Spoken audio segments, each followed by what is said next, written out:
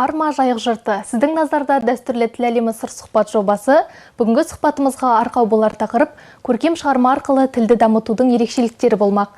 Студия қонағымен таныс болыңыздар. Махамбет Өтемісов атындағы Батыс Қазақстан университетінің қауымдастырылған профессоры, доцент, филология ғылымдарының кандидаты Сұлтанғалиева Рита Бекжанқызы. Қош келдіңіз. Рита Бекжанқызы, өзіңізді ұстаздықтан бөлек ғалым, тіл жанашыры ретінде танимыз. Ал бүгінгі қазақ тілінің жай-күйі жайында, мемлекеттік тілдің мәртебесі жайында не айтасыз? Сұрағыңызға рахмет. Енді жаңа өзің айтып жатсың, біз енді білім беру орындарында жұмыс жасағандықтан, қызметкер болғандықтан, біз ортадағы жалпы тілдің жайы туралы енді айтпай кету мүмкін емес. Жалпы енді елге келетін болсақ, мемлекетке келетін болсақ, қазақ тілінің жайы дегенде ол үлкен негізі проблема болмау керек. Мәселе туындайтын зат емес, өйткені жаңа мемлекет ол конституция анықтап бергендей, жалпы мемлекеттік тілі ол қазақ тілі, яғни ана тілі. Сондықтан оны осы мемлекетте тұрып жатқан әрбір халық, ұлтқа бөлінбей-ақ бір ғана ұлт қой, қазақ деген, қалған бәрі ұлыстар деп есептейміз. Сондықтан олардың барлығына ортақ бұл мемлекеттік тіл. Сондықтан да талап бәріне бірдей болу керек деп ойлаймын. Енді қазіргі кезінде мысалы бұрын жаңа тәуелсіздік алғаннан кейін жаңа өте мүшкіл жағдайда болды ғой. Сол кездері осы курстар, орталықтар басылды, әсіресе мемлекеттік қызметкерлерді жаңағы оқыту деген сияқты. Сонда қарап отырмын, бір ғана мысал, ол кезде мен Алматы қаласында болдым, қосымша жұмыс жасап, сол кезде үлкен бір мемлекеттік мекемеде, әсіресе салық қызметкерлер саласында сабақ берген болатын. Сонда бір байқағаным, жалпы мемлекеттіге деген бір немқұрайлық деген сол кезде байқалып тұратын. Әсіресе өзге ұлт жаңағы ұлыстың өкілдері жаңа сабаққа келген кезде, бірдеңе білгісі келген кезде оларда қажеттілік екені көрініп тұрады. Себебі жаңағы мемлекет қызметін беріп отқасын өсу керек, жаңағы өрлеу керек, басқандай жаңағы мемлекеттік қызмет саласында жаңағы қарым-қатынасқа байланысты үлкен жалпы ортада қызмет атқарам деген өзін түсінген адам жалпы талымыз болды. Ал бір өзіні жалпы көңілді күйзететін бір ғана нәрсе бар. Ол сол әсіресе қазақ жігіттерінің, қазақ жалпы қыздарының сол тілді үйренуге деген немқұрайлығы бірде келіп, бірде келмеумен емес, жалпы жаңағы тапсырмалар берген өзінде де оларға тек жаңағы қажеттілік болған кезде, мысалы аударма, бір нәрсені аудармасы керек болса, жаңағы көптеген хаттар келіп жатады ғой, мысалы үкіметтік органдардан, мемлекеттік қызмет жаңағы аралы бір-бірімен хат алмасулар жүріп жатады, қызметтік жазбалар келіп жатады деген сияқты. Сол кезде, сондай кезде жаңағы алдыңа шауып келетін. Себебі көмек керекті, жаңа қазақ тілінде жауап беру үшін деген сияқты жаңағыдай. Сол кезде ескертіп айтатын, біз сабақ бітетін кезде де әйтеуір тек сол сертификат алып біткеннен кейін мені оқып жатырық деген сияқты. Өйткені басшыларына мен риза боламын, сол кезде бір салық комитетінің бір аудандық жаңа бір бөлімінде қатаң түрде қадағалайтын, қызметкерлерім келіп жүр ме деген сияқты. Сол бір тексеріс жүретін күндері қызметкерлердің бәрі отырады. Ал енді есеп беретін күндері жаңа оларда көп қой, енді жаңағы бір жылда 4-ке бөлетін болса, 4 бөлімде жаңағы салық қызметкерлерінің өзінің жаңа тапсыратын есептері бар. Сол кезде енді мүлдем баса алмайтын шығар, уақыттары жоқ, түсінемін. Бірақ сондай кезде кәдімгі салғырттық қараған көрініп тұрады. Сонда ойлаймын, жалпы бұл да өтер деген сияқты. Сондықтан енді қазір мен ойлаймын, мысалы бізге тілдің жаңа мемлекеттік тілде ол тек қана қажеттілік деңгейінде емес, адам саналы түрде сезіну керек та. Мен ойлаймын, ал саналы түрде сезіну үшін ар жағында тәрбиесі бар, тәлімі бар, үйінде кәдімгі жаңағы әкеге көрген оқ жонар, ана көрген томпішер дейді ғой. Яғни бір ғана мысалы жаңағы міне мемлекеттік тілде сөйле, орысша сөйлеме, немесе басқа тілде сөйлеме деп ол айтуымен емес, ол уже бұйрық болып кетеді. Қазіргі жастар өте мүлдем басқандай ғой, олардың өзінің еркіндігі бар деген сияқты, өзінің бір шекарасы бар деген сияқты бір ойлайтын. Сондықтан оларға көрсету керек деп ойлаймын. Мен ата-ана үйде көз алдында не істеп отырады, өз ана тілінде сөйлесе, ұрпағы да, баласы да ана тілінде сөйлейді деген сияқты. Ал енді жаңа өзге тілде сөйлеп, бермей жатып, ойланып, қазақ мектептеріне бере ме, басқа мектептерге бере ме деген сияқты мәселелер туындап жататын үйде, ол қайдан жаңағы саналы түрде баланың ойында болады. Сондықтан мен ойлаймын, екіншіден бұл да үлкен мәселе, жаңа мектепке байланысты нәрсе. Кәдімгі мемлекетте тұрып жатыр ма қазақ деген? Жалпы мектептің барлығында екі тілді бұрын енді көп болды бізде. Қазір енді қазақ тілді жаңағы орта басы мектептер көп қой. Мен ойлаймын, жақсы мектептер бұрын былай ойлады. Орыс мектебіне барса, әлі де біздің жаңағы буын деп айтпай-ақ қойып, біздің алдымыздағы буынның мысалдарынан сұраймыз ғой, сұрақ болған кезде. Неге жаңағы орыс тілді мектептерді таңдадыңыздар деген сұраққа айтып жатады. Қазақ тілді мектепте оқығандар өте момын болады, ойын ашық айта алмайды, жаңағыдай бір-бірімен қарым-қатынасқа келген кезде де ойын еркін жеткізе алмайды, бір әйтеуір жарып шығатын бір нәрсені бір үлкен бір сол жетістікке жететін сондай нені орыс тілімен байланыстыратын бұрын жаңағыдай оқу не. Енді қазір қарап отырмыз, кейбір мектептер бар, аудандарда әлі де бар да. Кілең қазақтар береді, орыс тілді сыныптар әлі де бар. Былай қараған кезде мен ойлаймын, осылардың барлығында азайту емес, мүлдем жалпы қазақ тіліндегі мектептер саны көп болу керек. Ал саналы адам, саналы ата-ана ол міндетті түрде өзінің жалпы өмір сүріп отырған өзінің қоғамдық ортасы бар, өзінің мемлекеті бар, отаны бар деген сияқты. Енді қалай отан тілінде сөйлеу үшін ол міндетті түрде жаңа отбасынан басталады. Отбасындағы тәрбие сол қазақ тілге деген құрметтің болуынан. Содан кейін бар ол қажеттілік болады. Мысалы, бір ғана ағылшын тілі бізге керек, өйткені жаңа шет елге барамыз, әлемді аралаймыз дейміз, ол тек қана сияқтымыз. Жалпы ғылыми байланыс деген сияқты білім беру саласында да өзімнің басымнан өткен жағдайда. Сол кезде мысалы ағылшын тілін бізге келіп, жаңағы ана жақта болып жатқан адамдардың бәрі үйрен, ол саған қажетті деген сөзді айтпайды ғой. Өйткені сен оған қажетті екенін білесің де, өзің оқисың, ақшаңды төлейсің, солай оқисың. Ал бізде өзіміздің мемлекетте тұрып, мемлекеттік жалпы бюджеттен сондай ақша бөлінеді. Қазақ неге ол сұрақ мүлдем болмау керек та. Енді тәуелсіздік кезінде біздер енді жаңағы алмастан бұрын кеңес кезеңде оны одақтық қой, енді бір ғана кеңес үкіметінің құрамында болғандықтан ол енді тәуелдік деген сияқты. Ал 1991-ден бастап тәуелсіздік алғаннан бері қанша жыл өтті? Мысалы 30 жылдан бастап уақыт өткен кезде әлі де сол олқылықтар кейде байқалып жатады. Сондықтан да осы нәрсе қылды. Екіншіден тағы бір айтатын нәрсе, мемлекеттік қызметкер емес, кез келген мекеме, білім беру орындары болсын, ғылыми мекемелер болсын, үлкен жалпы ортада басқа да бір мемлекеттік қызметтегі саладағы болсын, жағы құжат айналма міндетті түрде қазақ тілінде болу керек деп ойлаймын. Сондықтан талап солай болу керек. Бізде не?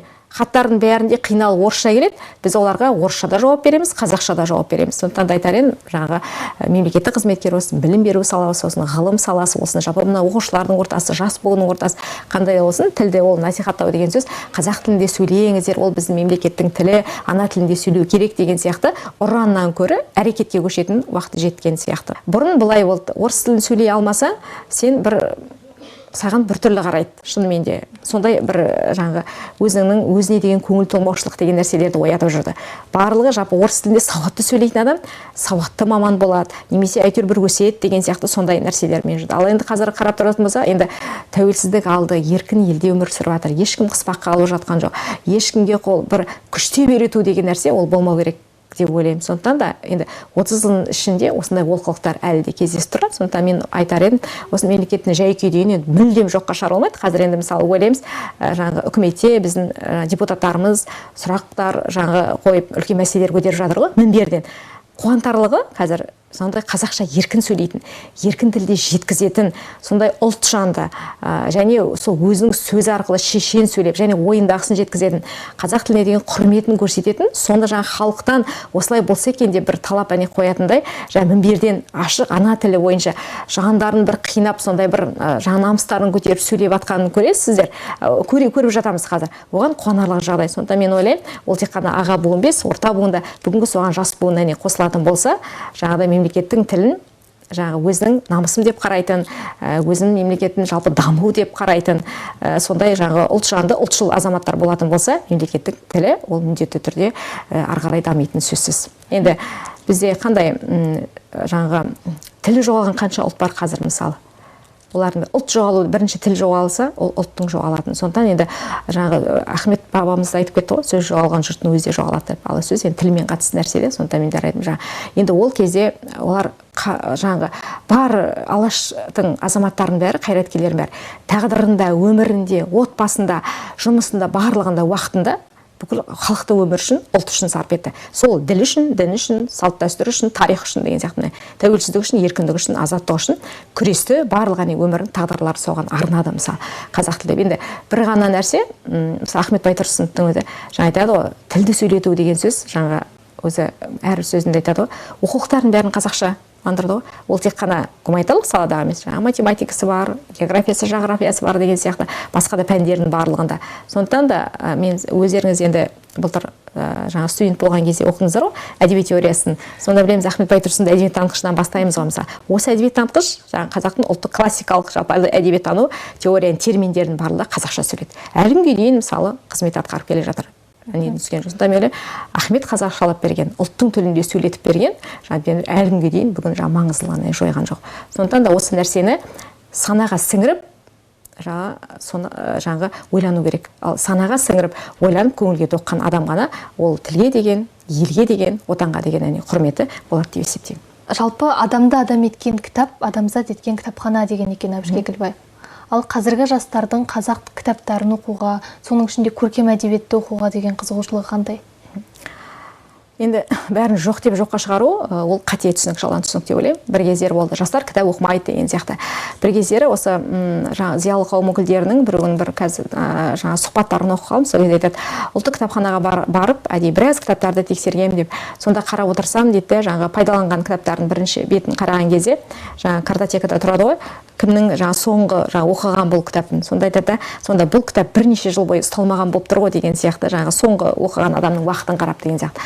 Бірнеше жыл бұрын солай айтқан естіген. Ал енді қазір қарап отыратын болсақ, жастардың дені әсіресе кітап оқитындар бар, жоқ деп айтамын. Мен өзім сабақ бергенде, мысалы, бір кездері болды, әдебиет теориясына, қазір енді әдебиеттануға кіріспедім, бірінші курстарға да беріп жүрмін.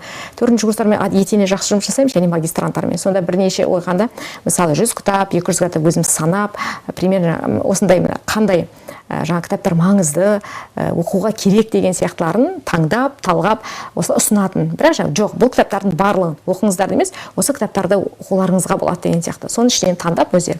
Сонда байқаймын, мысалы, болды студенттер солардың бәрін бітірген деген сияқты. Ол енді менің тек қана талап қойғанымнан емес деп ойлаймын, ол да әсер еткен шығар.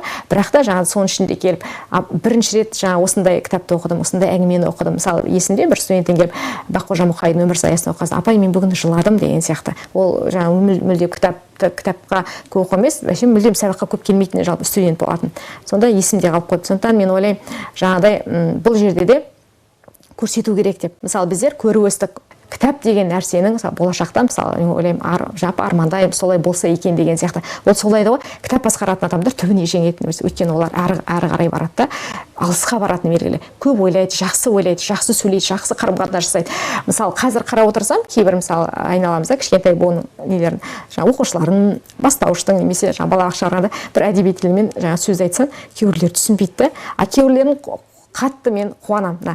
Балапанда болып жатқан мультфильмдардағы, ертегілердегі керемет сондай бір қазақтың сөздерін пайдаланады оқушылар. Соны айтады. Үйінде соны қарайды деген сөзде, одан мынадан шығатын қорытынды сол кітап оқыту деген сияқты нәрсе. Мысалы, әркімнің өзінің ерекшелігіне байланысты. Мысалы, ата-ана кішкентай баласына соны ерекшелігіне сай, сондай бір суреттер бар, қызығатындай сондай кітап әперсе, ол міндетті түрде сыйлыққа тарса оны оқитын болады. Орта буын да сәл солай. Енді аға буын, ол үлкен буын деген, ол саналы түрде ғой, өзіңізге кітап қажет, керек деген сияқты. Сондықтан ол міндетті түрде кітаптан не алады, кітаптан адам не алады, кітаптан адам білім алады, кітаптан байиды адам. Сондықтан сол жалпы кітаппен дос болу үшін насихатты көбейту керек. Ол балабақшада да солай, кітаппен дос болу туралы шаралар көп болса, мектепте де дәл солай, мысалы, факультативтерде болады. Мысалы, мен мысалы өзім студенттерге сабақ беремін, сол магистранттармен былтыр болғанда Күлтөбе деген хабарын бастаған болатынбыз. Бір тақырып бойынша кітаптарды талдаймыз, шығармаларды.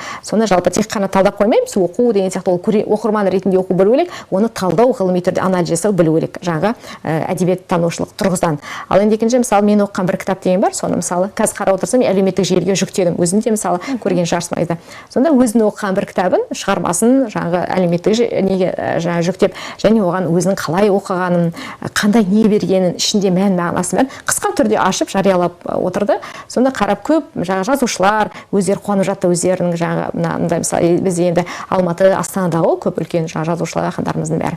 Сондықтан айтып жатады, мына батыс өлкесінде де мен осындай бұл жақсы дәстүр екен деген сияқты қуанып жатады. Өздерінің кітап оқитын бар екен ғой деген сияқты. Талдайтындарына мүлдем ғалымдар қуанып жатады деген сияқты.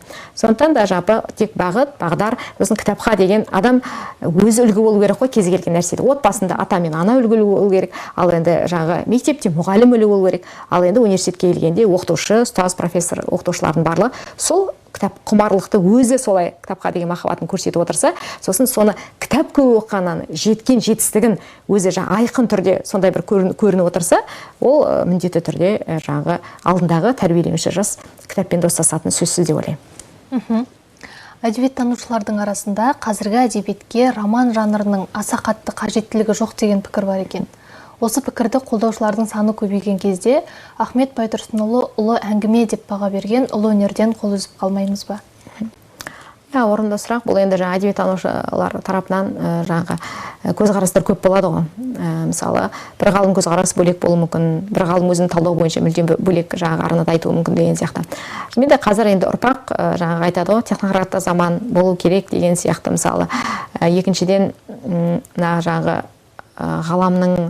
ғаламда бізде мына жаңағы ғаламтордың әсері өте көп қой. Қазір ақпараттар ағыны өте күнделікті қанша жаңа ақпараттар шығады, оны қорыта алмай жатқандар қанша, игере алмай жатқандар қаншама мысалы. Сонымен келген кезде жастарда бір тездік деген сияқты нәрсе пайда болады. Бәріне тез қол жеткізсем екен, бәрін тез жаңағы бәрімен де болса екен, тез оқысам екен, тез білсем екен, тез байысам екен деген сияқты ойлар өте көп та. Сондықтан олар бәрін де тез бітіргісі келеді. Сондықтан да қазір шынымен жастардың дені ол бар, жаңағы көзқарас былай деп айту қиын, бірақ та анықтап айтатын болса, жастардың жаңағы кең көлемді шығармалардан көрі шағын көлемді, орта көлемді деген эпикалық туындылар солай ойлаймыз.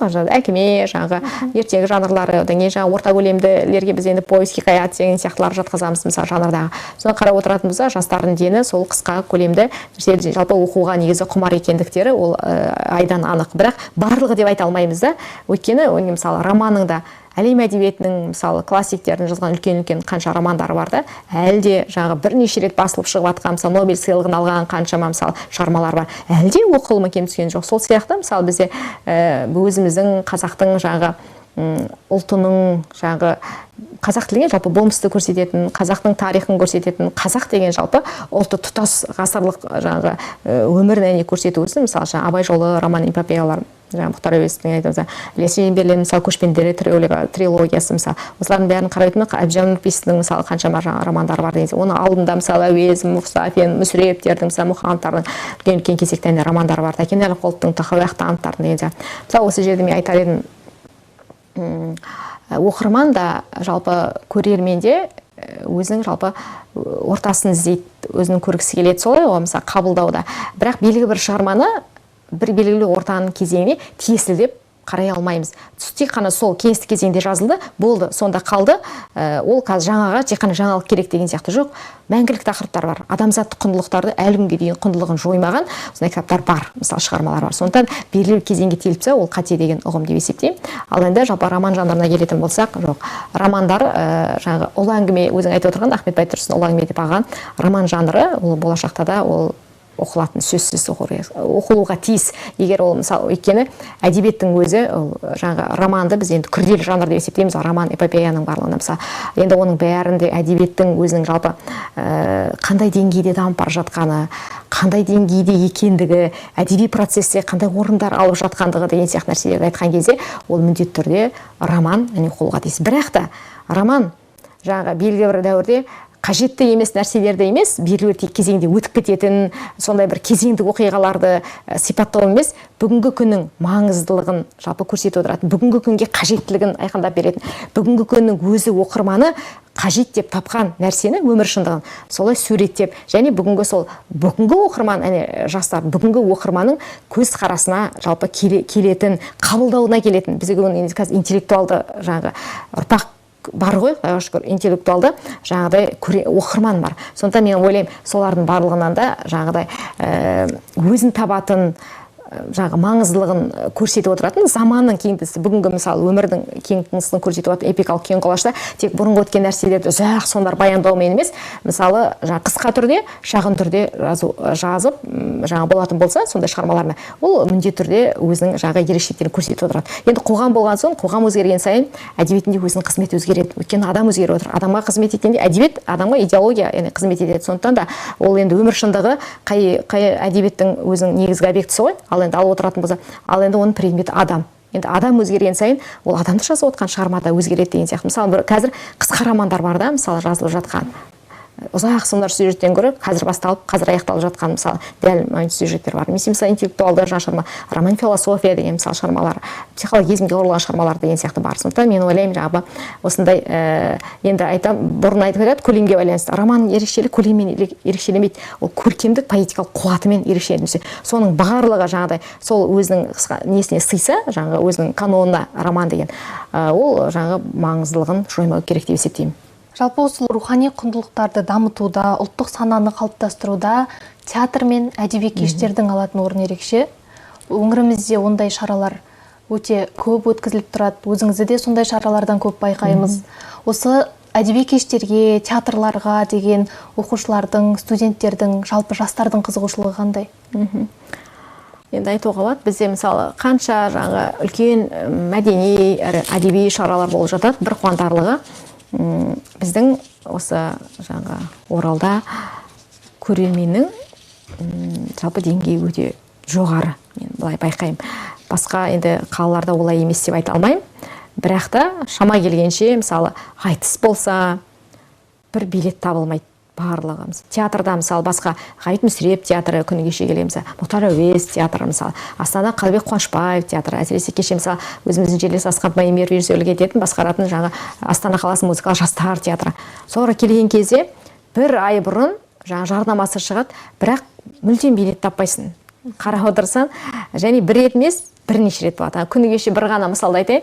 Ғабит Мүсірептің жаңа театрға келді, Фархат Молдағалидің мысалы көп соңғы кезде мысалы Құлагер қойған кезде, одан кейін болмақ балалар қойған кезде, одан кейін болмақ балалық шақты қойған жылдарды қойған кезде үлкен бір дүмпу болды деп ойлаймын театрда. Себебі өзінің режиссер айтады осы сұхбатында. Біз махаббат қызық мол жылдар арқылы театр көремін, жаңарттық, жасарттық дейді. Содан көруге атаны жастар дейін. Қай қойылымда да аншлаг. Енді қазір қарап отырайық, біз театр жөндеуде, ал енді қазір Атамекенде болды. Атамекен мысалы өздеріңізбен үлкен мәдени орталық, көп осы әлемдік деңгейде жаңа сондай бір теңдесетін бұндай театр өнер орталықтар аз ғой. Сондықтан біз мақтануымыз керек осындай орталық болғаны. Көп айтып жатады жаңа әншілер тарапынан деген сияқты. Ал енді сол орталықта кеше болды 4 рет, 4 күні мысалы кешкі сеанс көрсетілімдері. Сосын адам саны көп болғандықтан, жаңағыдай жетпей жатқандықтан, көрермендер санының тіптен көп болуына байланысты қосымша жаңа көрсетілімдер ұсынды. Айналып келгенде бір 900 орындық қой, жалпылай санап келсек 1000 шақты орындық. Мысалы 4000 адам бір күнде жаңа көрген деген сөз, ол үлкен жалпы көрсеткіш. Театрда қойылған әр қойылымның барлығында өзім байқаймын, жаңа театрда қойылым болған кезде бенефис шоулар болады, одан кейін жаңағы ең бірінші жаңағы ашылуы болады ғой театрдың. Сол кезде жаңа қойылымның алғаш күнінен бастап көрген кезде байқаймын дені жастар. Мысалы жаңағы бір ғана қойылым өзінде арт жағын бүйтіп қараған кезде 1000-ға тарта көрермен отыр. Соның дені жастарда мен ойлаймын, 1000 адам жас ойланып кетті, толғанып кетті, жаңағы бір нәрсені ішіне алып кетті деген сияқты. Қазір Құдайға шүкір, Аллаға шүкір деп айтамыз. Шынымен де театрын тапқан көрермен. Өйткені тек қана аға буын, орта буын емес, жастар бар. Сондықтан мен ойлаймын, ол барған кезде енді әдеби тіл ғой, нормасы былай қарағанда. Сондықтан жаңағыдай жақсы сөйлеу, театрдан адам деген жаңағы әдеби тілдің сондай бір құнарын сезет, білет, жаңағы көңілге тоқиды дегенде, ешбір мәдениет қалыптастырады, өзінің ішкі мәдениетін дамытады. Жалпы айтады ғой, тазарғың келсе театрға бар деп, ол тек қана киім киюден ғана басталмайды. Бұл жерде театрдағы тазалық деген сөз адамның рухани жан тазалығы. Ал рухани жан таза адам, ол міндетті түрде қандай? Оның тілге деген құрметі, елге деген құрметі, отанға деген құрметі бар. Сондықтан мен ойлаймын, ол жап мәдениетке деген, өнерге деген махаббат, ар жағында не тұр? Тілге деген махаббат тұр. Сондықтан да жаңағыдай осылай көрермендердің саны көп болатын болса, ол нұр үстіне нұр деп айтар едім. Тағылымды сырлы сұхбатыңызға көптен көп рахмет. Қымбатты көрермен, Тіл әлемі сыр сұхбат жобасының бүгінгі шығарылымы осымен тәмам. Келесі эфирде кездескенше есен сау болыңыздар.